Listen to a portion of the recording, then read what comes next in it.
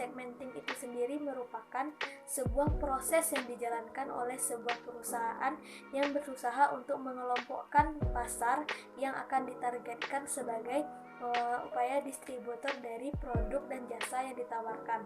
Proses segmenting ini diharapkan dapat agar produk yang ditawarkan dapat sesuai dan tersalurkan kepada orang yang benar-benar membutuhkan dan berekspektasi luar biasa terhadap produk yang akan dikeluarkan oleh perusahaan. Bagian apa saja yang akan dikelompokkan dari proses segmenting ini? Biasanya perusahaan akan mengelompokkan pasar atau masyarakat berdasarkan pola gaya hidup, keinginan, daya beli, maupun lainnya. Jika kita melihat dari pendapat ahli, di sini kami mengambil yaitu pendapat dari ahli Philip Kotler, di mana beliau berpendapat bahwa pasar atau sebuah perusahaan yang menawarkan sebuah produk tidak akan bisa memuaskan semua jenis pasar. Jadi perusahaan harus bisa mengelompokkan pasar tersebut berdasarkan segmen-segmen, karena dengan upaya tersebut perusahaan dapat berupaya maksimal untuk memuaskan keinginan yang diharapkan pasar. Dalam kegiatan segmenting ini, perusahaan harus bisa mengidentifikasi pasar yang benar-benar sesuai dengan produk yang mereka tawarkan dan akan mereka puaskan. Jadi, biasanya perusahaan akan mengidentifikasi mulai dari demografis, seperti yang saya jelaskan sebelumnya, gaya hidup, daya beli, dan lain sebagainya. Selanjutnya yaitu, menurut Philip Kotler, terdapat dua pedoman yang dapat digunakan perusahaan dalam melaksanakan proses segmenting ini. Yang pertama yaitu konsumen karakteristik, yaitu merupakan pengelompokan konsumen yang didasarkan atas tiga hal. Yang pertama itu geografis, yang kedua demografis, yang ketiga yaitu psikografik. Yang pertama yaitu geografis. Geografis ini merupakan pengelompokan masyarakat yang didasarkan atas lingkungan dan wilayah geografisnya. Yang kedua yaitu demografis, merupakan suatu pengelompokan yang didasarkan pada kondisi masyarakat mulai dari usia, pekerjaan maupun yang lainnya. Yang ketiga yaitu psikografik, di mana pengelompokan masyarakat yang didasarkan atas pola gaya hidup masyarakat itu sendiri. Yang kedua, pedoman yang dapat digunakan perusahaan untuk melakukan segmenting yaitu konsumen responses, merupakan upaya yang diharapkan konsumen terhadap kegunaan serta brand yang ditawarkan oleh perusahaan itu sendiri. Selanjutnya yang akan kita bahas yaitu mengenai pola segmentasi pasar. Di sini terdapat 3 pola segmentasi pasar, yaitu yang pertama preferensi homogen, di mana pola yang menunjukkan bahwa masyarakat memiliki preferensi yang sama terhadap produk dan jasa yang ditawarkan. Yang kedua yaitu preferensi menyebar. Yang pola ini menunjukkan bahwa masyarakat memiliki preferensi yang beragam terhadap produk dan jasa yang ditawarkan. Yang ketiga yaitu preferensi berkelompok, di mana pola ini menunjukkan bahwa masyarakat memiliki preferensi yang berkelompok. Nah, maksudnya adalah masyarakat ini membentuk kelompok-kelompok sendiri dalam menentukan preferensi produk dan jasa yang mereka inginkan. Selanjutnya yang akan saya bahas yaitu targeting. Targeting merupakan sasaran. Jadi maksudnya adalah proses targeting ini merupakan upaya yang dilakukan oleh perusahaan untuk menentukan siapa target konsumen yang akan mereka distribusikan produk dan jasa yang mereka tawarkan. Jadi sebelum melakukan distribusi barang atau jasa, perusahaan harus menentukan dan survei siapa saja masyarakat atau konsumen yang mereka targetkan. Diharapkan dengan upaya targeting ini, produk yang didistribusikan atau mereka buat dapat terdistribusikan sesuai dengan target konsumen yang mereka tuju. Sebelumnya kan kita sudah bahas mengenai segmentasi. Jadi setelah melakukan pengelompokan, maka perusahaan harus menentukan siapa target dari pasar ini. Sekian penjelasan dari saya. Mohon maaf apabila ada kesalahan. Untuk materi berikutnya akan disampaikan oleh teman saya. Jadi sekian dari saya. Assalamualaikum warahmatullahi wabarakatuh. Terima kasih kepada saudari Erin. Baiklah, materi selanjutnya yang akan dilanjutkan oleh saya, Najul Khalis dengan NIM 1805301. Baiklah, materi selanjutnya yakni adalah positioning.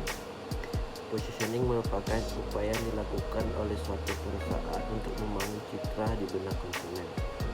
Tujuannya adalah agar pelanggan atau masyarakat dapat dengan mudah membedakan, mengingat ciri khas produk yang ditawarkan perusahaan dibandingkan dengan produk kompetitor lainnya. Di sini terdapat dua tujuan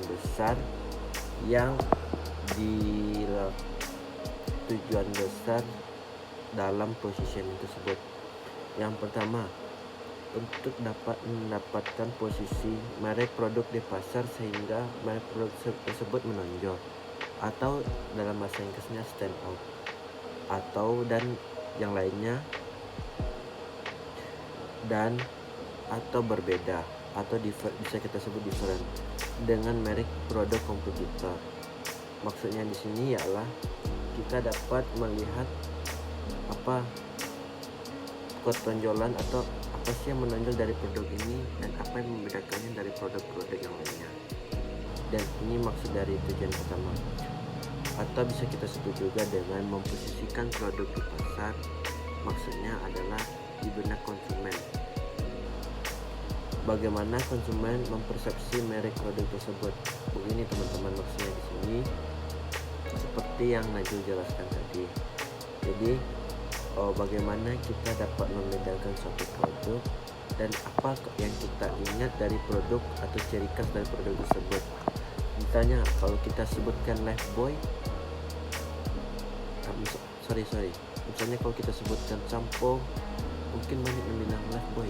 Misalnya kita sebutkan minuman air mineral gelas, kita sebut biasanya Aqua. Jadi itu yang paling menonjol di masyarakat. Yang kedua, agar bisa berkomunikasi atau mengkomunikasikan beberapa hal tentang merek produk ke pasar sasaran atau konsumen, tentang what you stand for, what you are, how you work, it like customer evaluate you. Baiklah, selanjutnya langkah-langkah positioning. Sama seperti yang lainnya, positioning sendiri juga mempunyai langkah atau tahapan-tahapannya. Yang pertama yaitu menetapkan pasar sasaran, yakni jika kita bangun produk ini, siapa segmentasi pasar yang akan kita targetkan. Karena ada kalangannya juga, tidak semua orang bisa sampai ke tahap ini. Maksudnya di sini adalah tidak semua orang bisa sampai ke target pasar kita. Makanya kita harus membedakan siapa pasar yang kita tuju. Jika kita membuat mainan, pasar remaja atau anak-anak yang kita targetkan, bukan orang dewasa maupun lansia. Selanjutnya identifikasi pesaing. Maksudnya di sini brand kompetitor lain harus kita seleksi. Apakah di segmentasi pasar ini, di daerah ini, apakah sudah ada ini, produk ini semacam ini, dan kita membedakan ciri khas kita dari produk pesaing kompetitor lainnya agar produk kita dapat bersaing di pasar.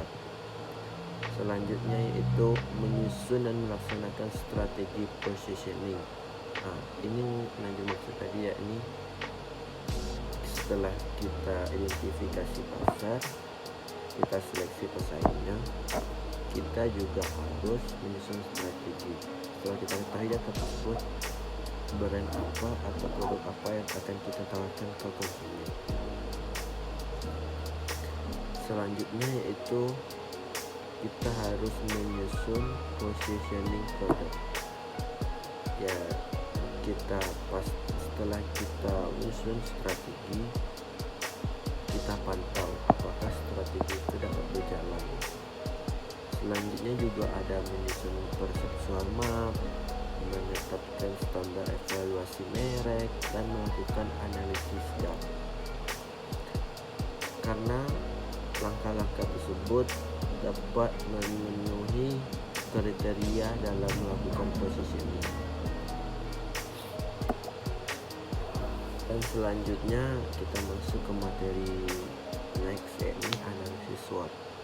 Analisis SWOT secara umum ialah bentuk analisis yang dilakukan manajemen perusahaan dalam suatu organisasi secara sistematis dengan tujuan dapat membantu perusahaan atau organisasi dalam upaya menyusun suatu rencana matang untuk mencapai tujuan jangka pendek ataupun jangka yang panjang.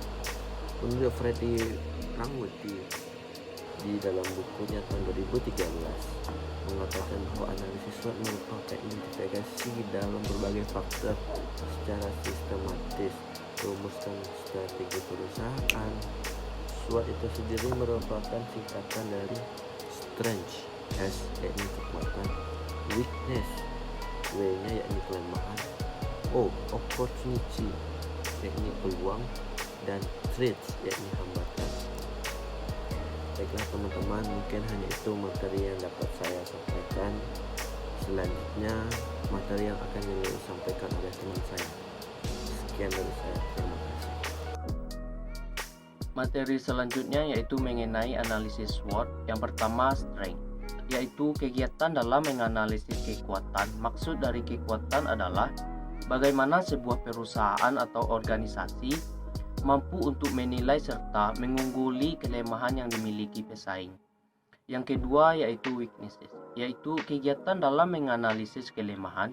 Setiap perusahaan atau organisasi harus mampu untuk menyesuaikan diri serta mengkaji kelemahan yang dimiliki perusahaan tersebut. Kegiatan ini bertujuan agar perusahaan dapat berlangsung berupaya mencari jalan keluar untuk mencegah kelemahan tersebut. Yang ketiga yaitu opportunity, yaitu analisis peluang, situasi ataupun kondisi yang merupakan peluang di luar suatu organisasi ataupun perusahaan dan memberikan peluang yang berkembang bagi perusahaan di masa yang akan datang. Yang keempat yaitu threat, yaitu analisis ancaman, cara menganalisis tantangan ataupun ancaman yang baru yang dihadapi oleh perusahaan ataupun organisasi untuk menghadapi berbagai macam faktor lingkungan yang tidak menguntungkan pada suatu perusahaan atau organisasi yang menyebabkan kemunduran terhadap perusahaan tersebut. Materi selanjutnya yaitu mengenai model analisis SWOT. Yang pertama yaitu internal strategi faktor analisis summary. Adapun langkah-langkah dalam analisis ini yaitu yang pertama, tentukan faktor yang menjadi kekuatan dan kelemahan perusahaan. Yang kedua, beri bobot masing-masing faktor mulai dari 1,0 sampai dengan 0,0. Yang ketiga, beri rating 1 sampai 4. Untuk rating 1 dengan kelemahan yang besar, rating 2 kelemahan kecil, rating 3 kekuatan yang kecil, dan rating 4 kekuatan yang besar. Yang keempat yaitu kalikan masing-masing bobot dengan rating untuk mendapatkan skor. Yang kelima, jumlahkan total masing-masing dari variabel tersebut. Yang kedua yaitu external strategi faktor analisis summary. Adapun langkah-langkahnya, yang pertama, tentukan faktor yang menjadi peluang dan ancaman. Yang kedua, beri bobot mulai dari 1,0 sampai dengan 0,0. Yang ketiga, menghitung rating masing-masing faktor dengan memberikan skala 1 sampai 4, di mana 4 merupakan respon yang sangat bagus, 3 respon di atas rata-rata, 2 respon rata-rata, dan yang terakhir 1 respon di bawah rata-rata. Yang keempat, kalikan masing-masing bobot dengan rating untuk mendapatkan skor. Yang kelima yaitu jumlahkan semua skor untuk mendapatkan nilai total skor perusahaan. Nilai ini menunjukkan bagaimana perusahaan tertentu bereaksi terhadap faktor strategi eksternalnya. Adapun tujuan dan manfaat analisis SWOT yaitu tujuan dari analisis SWOT adalah untuk memadukan 4 faktor atau komposisi secara tepat tentang bagaimana mempersiapkan kekuatan, kelemahan, menemukan peluang, dan strategi menghadapi berbagai ancaman. Metode analisis SWOT bisa dianggap sebagai metode analisis yang paling besar manfaatnya untuk melihat suatu topik atau suatu permasalahan dalam perusahaan tersebut. Analisis SWOT berperan sebagai alat untuk meminimalisasikan kelemahan yang terdapat dalam suatu perusahaan atau organisasi serta menekan dampak ancaman yang timbul dan harus dihadapi. Materi selanjutnya yaitu faktor yang mempengaruhi analisis SWOT. Yang pertama, faktor internal. Faktor internal adalah faktor yang berasal dari perusahaan di mana dua komponen yaitu kekuatan dan kelemahan. Adapun faktor internal yang mempengaruhi analisis SWOT, yang pertama yaitu sumber daya yang dimiliki. Yang kedua, keunggulan dan finansial yang dimiliki perusahaan. Yang ketiga, kelemahan dan kelebihan internal perusahaan. Yang keempat, pengalaman yang pernah dialami perusahaan, baik yang berhasil maupun yang gagal. Yang kedua yaitu faktor eksternal. Faktor yang menganalisis terhadap peluang dan ancaman perusahaan tersebut. Adapun faktor yang mempengaruhi analisis SWOT yaitu yang pertama, tren. Yang kedua, budaya, sosial, politik, ideologi, dan perekonomian. Yang ketiga, sumber permodalan. Yang keempat, peraturan pemerintah. Yang kelima, perkembangan teknologi. Yang keenam, peristiwa yang terjadi. Dan yang terakhir yaitu lingkungan.